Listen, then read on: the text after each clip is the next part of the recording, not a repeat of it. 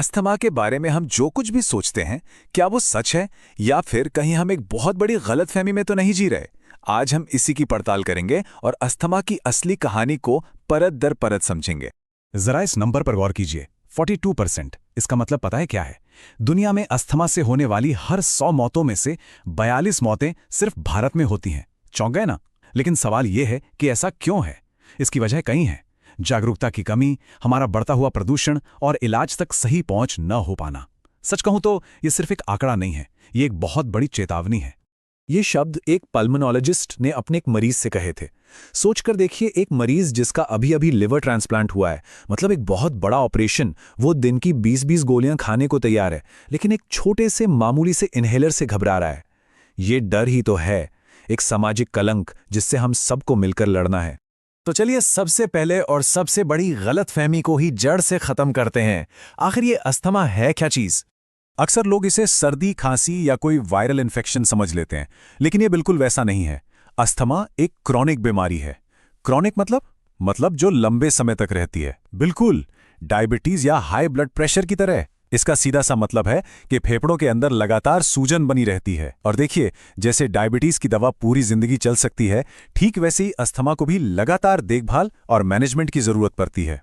तो एक तरफ हैं वो सारी बातें जो हम सालों से सुनते आ रहे हैं कि भाई ये तो एक इन्फेक्शन है या ये कमजोरी की निशानी है, और फिर दूसरी तरफ है मेडिकल साइंस की सच्चाई। सच्चाई ये है कि ये एक ऐसी कंडीशन है जिसे मैनेज किया जा सकता है और जिसका सही इलाज पूरी तरह से मुमकिन है। अच्छा, अब आते हैं उस चीज पर जिससे शायद सबसे ज्यादा डर और गलतफहमियां जुड़ी हुई हैं, इनहेलर। अब वक्त आ गया है कि हम इसे कमजोरी की निशानी मानना बंद करें और इसे अपनी सेहत का सबसे बड़ा साथी, सबसे मजबूत हथियार समझें। पर सवाल तो वही है कि आखिर एक इतने सिंपल से डिवाइस को लेकर इतना डर क्यों है? क्यों लोग इसे आखिरी स्टेज का इलाज मानते हैं, जबकि डॉक्टर्स इसे पहला और सबसे असरदार इलाज बताते हैं? ये इतना बड़ा कंफ्यूजन क्यों?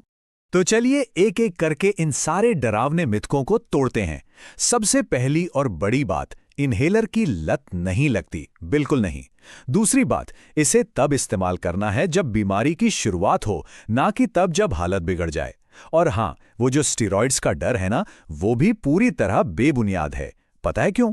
क्योंकि दवा माइक्रोग्राम में होती है, यानी बहुत ही कम, और वो सीधी फेफड़ों में जाती है, खून में मिलती ही नहीं।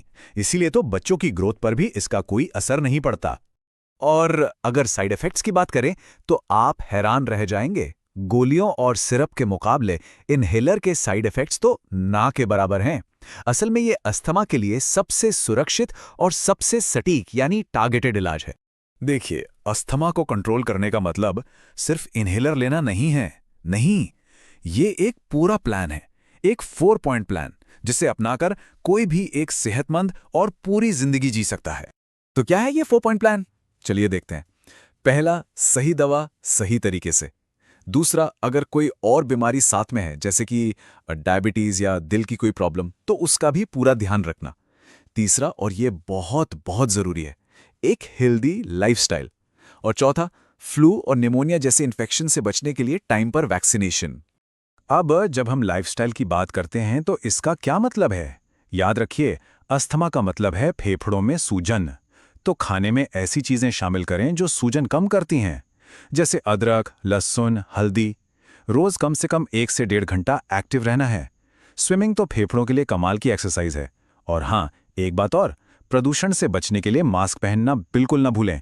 ठीक है, तो इतनी सारी जानकारी के बाद अब सवाल आता है कि असल जिंदगी में क्या करें, खासकर अगर कभी अटैक आ जाए तो। अब देखते हैं कुछ प्रैक्टिकल एक्शन स्टेप्स। एक नियम है, इसे हमेशा याद रखिए, 4-4-4 का नियम। जैसे ही अटैक जैसा महसूस हो, सबसे पहले तो घबराना नहीं है, क्योंकि घबराने से अटैक और बिगड़ सकता है। शांति से रिलीवर इनहेलर का एक पफ लीजिए, फिर 4 लंबी गहरी सांसें लीजिए और 4 मिनट तक इंतजार कीजिए। अगर आराम नहीं मिलता तो इसी प्रोसेस को दोहराइए, और अगर 3-4 बार कोशिश करने के बाद भी आराम ना मिले तो बिना देर किए डॉक्टर के पास जाना है। और एक बात, इनहेलर का सही तरीके से इस्तेमाल करना बहुत बहुत जरूरी है। अगर तरीका गलत हुआ तो दवा फेफड़ों तक पहुंचेगी ही नहीं। तो कैसे करना है? हमेशा सीधे बैठें, ठुड्डी को हल्का सा ऊपर उठाएं। जैसे ही आप डिवाइस को दबाएं, साथ में एक लंबी और गहरी सांस अंदर खींचनी है।